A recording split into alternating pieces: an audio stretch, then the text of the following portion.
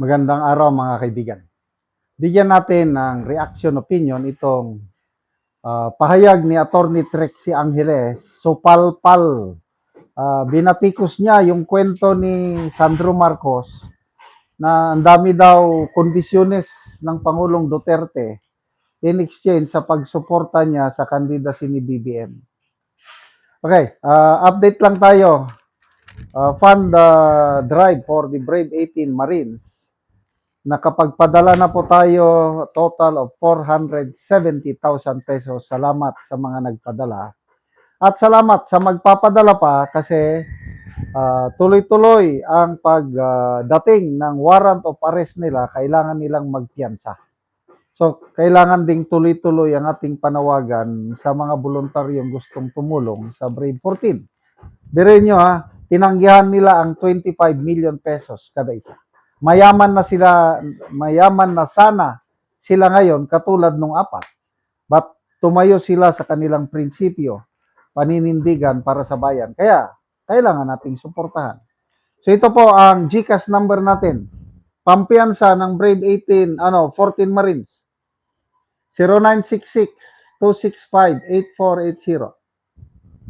0966-265-8480. Ang pangalan is Ivan Henry Sibong. Okay, ito.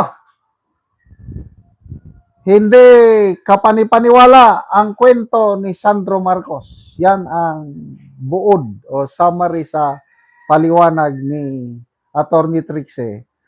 Yung kwentong barbero ni Sandro Marcos.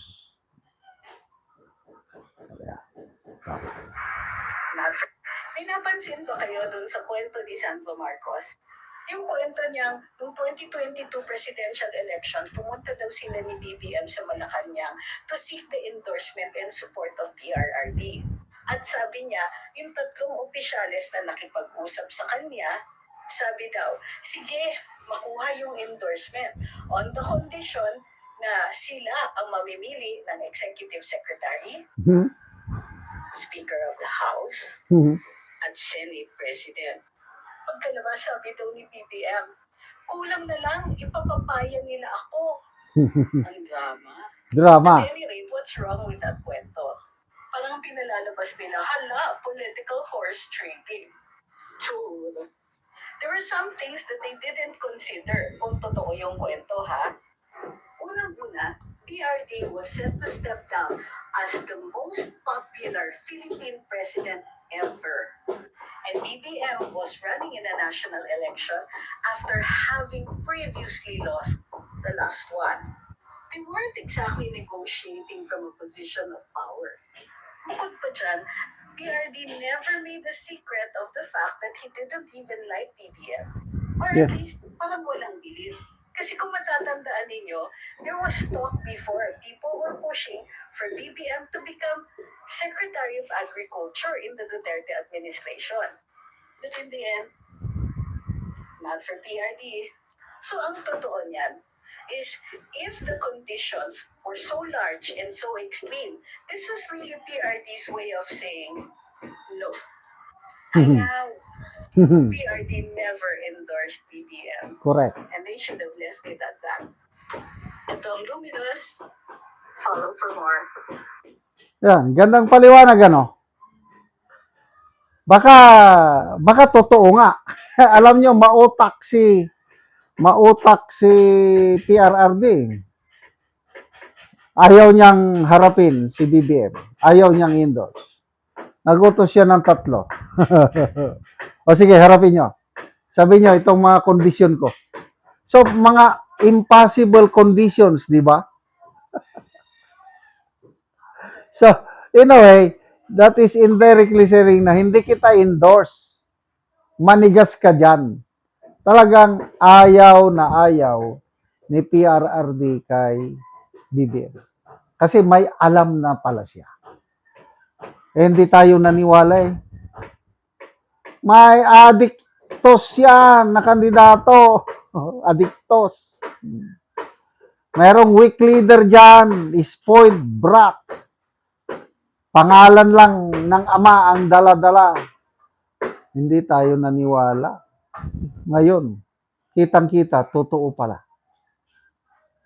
Mismong kapatid niya, Manang Aimee, nagbulgar na gumagamit ang kanyang ading ng pinagbabawal na gamot. Tapos yung leadership niya, makikita mo ngayon, bakit tayo nagkawatak-watak, kung bakit talamak ang korupsyon. Kinakayang-kaya siya ni Romualdez at ni Saldico, kaya yung budget natin, tingnan nyo. So, lagpak na ang ating ekonomiya. Growth, economic growth natin at its lowest since pandemic. Excuse me, 2.3% lang ang economic growth for the second quarter. Foreign direct investment, bumaba ng 9.2%. Inflation, tumataas. Excuse me. Unemployment, tumataas. Hunger rate, tumataas. So ano pang asahan natin sa isang weak leader na katulad niya?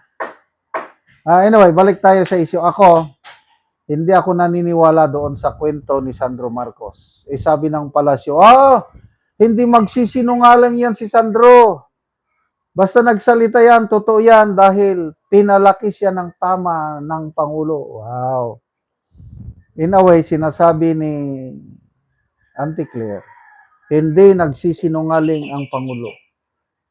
Kaya ang anak niya, naturuan niya na huwag magsinungaling. Kaya hindi rin nagsisinungaling si Sandro. Ganon. Totoo ba, Auntie Claire? Di ba, nung hindi ka pa spokesperson ng palasyo, binabatikos mo si BBM? Ano ngayon? Ikaw naman ang number 1 defender niya. Basta ako, ang daming instances sa 4 years ni PBBM, yung mga salita niya, karamihan puros taphaw sa Bisaya. Salita ng salita, kabaliktaran naman ang ginagawa. Kaya hindi na ako maniwala kahit ano pang sabihin niya ngayon. Si Auntie Claire, propagandista talaga. Basta may pagkakataon na masira niya ang Duterte, BP Sara, bibirahan niya ng gusto. Kaya, pasalamat tayo kay Auntie Claire dahil kung bakit negative na ang rating ng Pangulo dahil sa kagagawa ng kanyang palengkera na spokesperson. Salamat mga kaibigan sa inyong pagsubaybay sa channel nito. Nakakatulong kayo ng malaki sa Tribong Talanding ng Bukidnon dahil ang income natin sa channel nito is pantulong po sa tribo. Namimigay tayo ng libreng yero at pako para makapagpatayo sila ng mas maayos na tirahan. Panoorin nyo ang video nito. Ako dire sa balay ni Rizal An sa Kanahay nga tang sitio Kalapat Tagbak-Tala kag Bukidnon sumuna niya itsura sa iyang atop nga buslot na yun. So kaulanan nini kung muulan mao nga iyaning pulihan sa gihatag nga yero. So mo na gid ni ang iyang itsura tungod kay dugay naman gud ni nga so punduhan na gyud og ulan kung so muna ni ang gitabang nga yero nga kubok nga bisis.